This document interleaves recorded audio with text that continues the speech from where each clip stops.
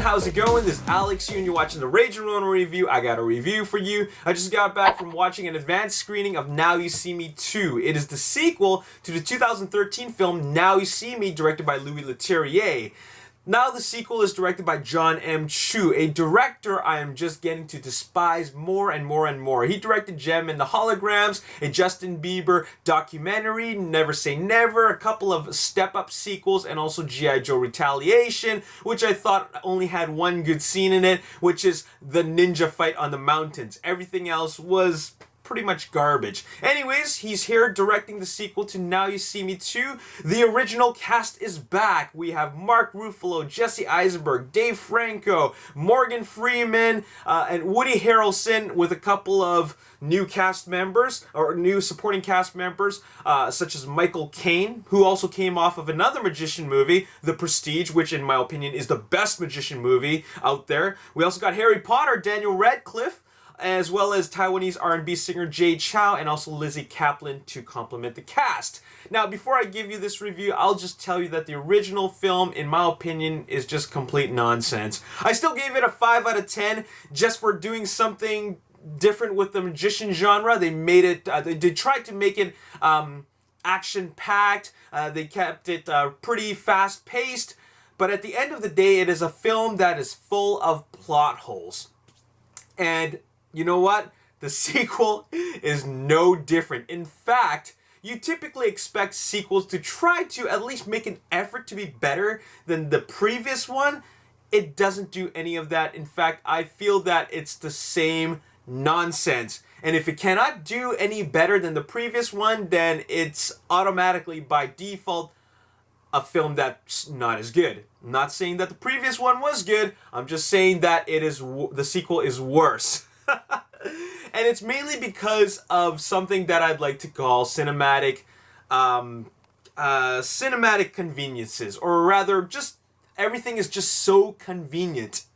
So this film is full of plot holes. We're led to believe that these guys are magicians, as in illusionists, people who are professional at performing acts of illusion. And they do a decent job at explaining how a lot of their illusions work. They have the obligatory scene which shows you how things work. It's done in a very fast-paced manner, so if you blink, you might miss how they actually did it. But they don't do it all the time. And I really don't need them to spell it out for me to show me how it works, but at least show me how the major big acts or acts of illusions were done. Let me tell you something. When these guys need something, it just appears. When they need to disappear, they just disappear. Like escaping from a situation. But when they need to escape from a life-threatening situation, they can't just disappear. It is inconveniently convenient, or conveniently inconvenient.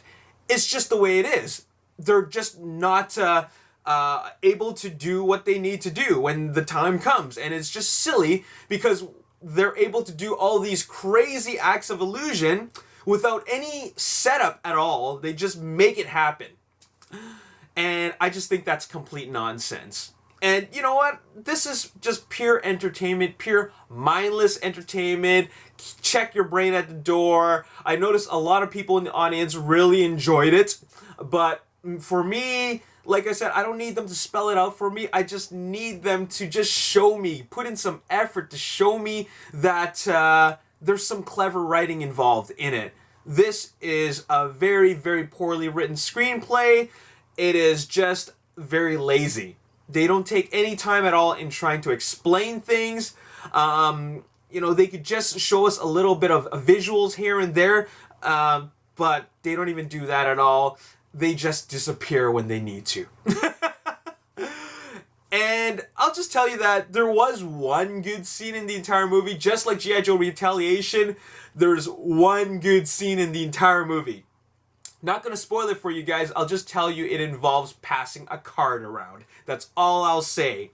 And that scene was pretty cool. But still, when you really, really think about it, what they did was quite, it's impossible.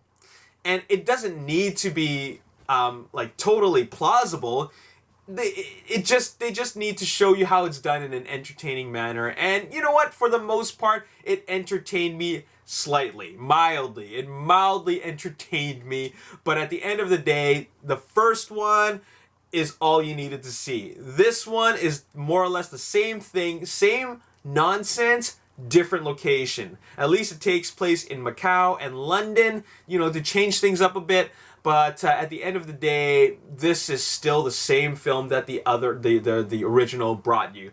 So there you have it. That's all I got to say in this video. I can't recommend this film if you're looking for something intelligent. I'm going to give it a 3.5 out of 10. And I can't recommend this film. That's all I got to say in this video. As always, if you enjoyed this review and you want to see more, hit the like button, subscribe to the YouTube channel, like me on Facebook, The Ragin Nation. Also follow me on Twitter, @RaginNation. My name's Ragin. Thanks for watching. I'll see you next time. Peace. Now, I have enjoyed pretty much most, if not all, of Shane Black's work. I find that he's a very solid film.